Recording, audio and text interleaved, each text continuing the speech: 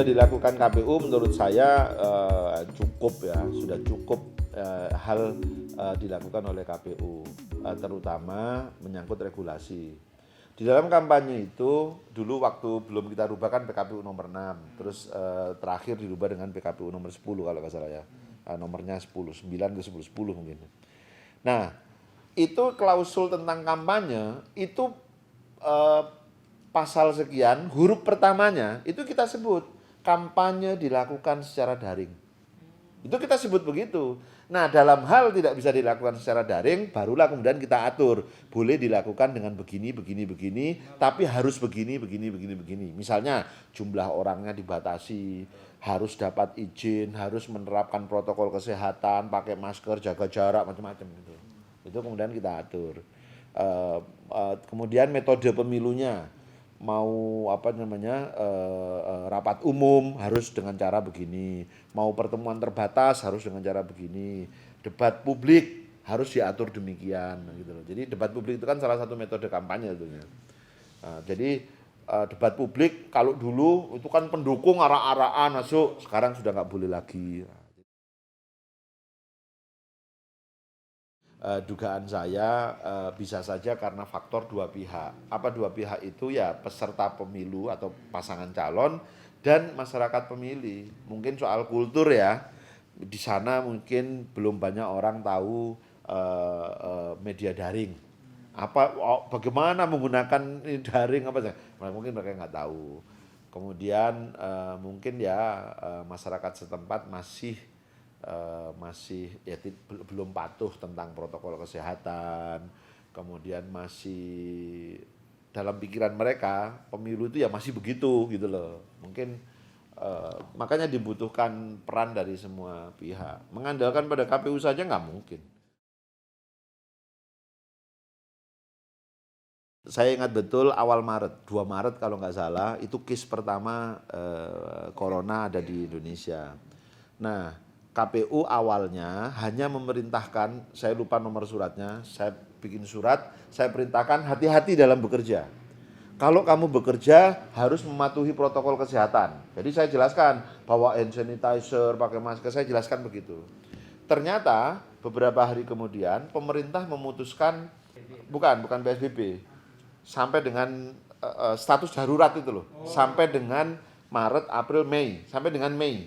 Jadi waktu itu namanya belum Satgas, pokoknya BNPB memutuskan tanggap darurat atau status darurat selama 3 bulan.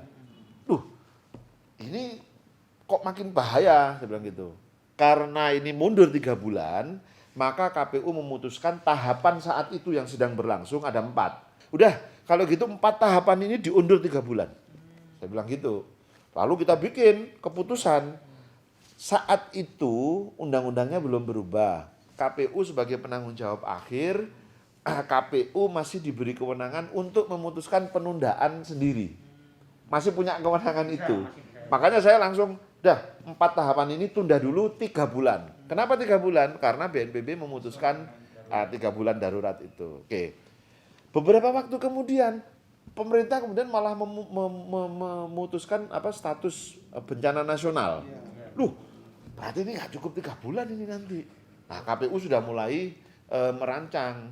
Bagaimana ini? Waduh, kalau gitu kita keluarkan opsi begini. Kenapa muncul opsi Desember? Karena KPU hanya menunda 3 bulan. Tahapan yang 4 tadi loh. Maka kalau kita mau jalankan lagi, ya hanya butuh waktu 3 bulan untuk penyesuaian. Maka September mundur 3 bulan itu Oktober, November, Desember. Itulah mengapa muncul opsi Desember. Karena kita sudah nggak mungkin menunda lagi. Energinya sudah terlalu banyak dikeluarkan. Kita sudah bikin peraturan KPU-nya. Jangan lupa kalau peraturan KPU itu dirubah. Kan kalau merubah tanggal pemungutan suara kan rubah lagi. Prosesnya panjang, energinya besar. 2, anggaran sudah banyak digelontorkan. Karena setiap tahapan yang berjalan itu pasti berkonsekuensi dengan budget. Ketiga, ya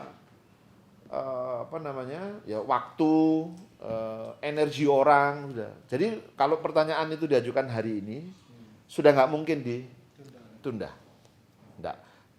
Jauh lebih besar resikonya, jauh lebih besar energi yang dikeluarkan kalau ini harus ditunda. Yang harus menjadi pemahaman kita adalah putusan itu dibuat pada bulan Maret. Bukan September. Wong saya menunda aja bulan Maret kok. Mei, karena tanggal 4 Mei Perpu keluar. Ya. Nah, pada saat itu kondisinya seperti itu. Belum ada orang bisa memperkirakan vaksinnya kapan keluar, belum memperkirakan tren naik turunnya seperti apa. Waktu itu bahkan ada yang mengatakan tren kita naik sampai Agustus. Tapi setelah itu melandai, gitu loh. Ternyata kan ini terus begini terus, gitu loh. Awalnya seperti waktu itu ada juga Juni. Iya. Ya, jadi waktu itu kan ada yang memprediksi puncak pandemi kita itu Juli Agustus, gitu loh. Setelah itu melandai. Dan jadi harus dilihat konteks pada saat kita mengambil putusan.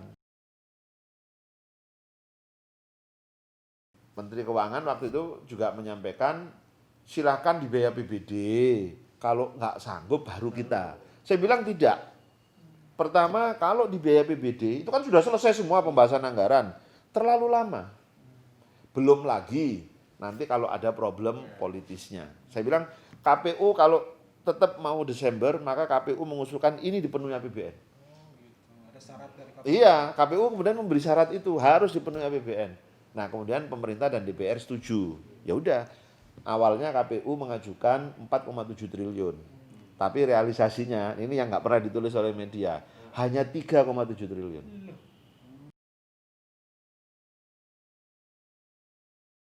Pertama, KPU melakukan penghematan atau efisiensi. Dari mana? Dari perubahan harga rapid test. Jadi pada saat awal-awal itu rapid test kan 300-350 ribu. Nah, kemudian pemerintah mematok 150 ribu. Nah, itu kemudian kita revisi. Sebetulnya Sirekap ini target kita untuk 2024. Makanya persiapannya kan panjang. Kita lakukan simulasi berkali-kali. Tetapi kita punya momen di 2020.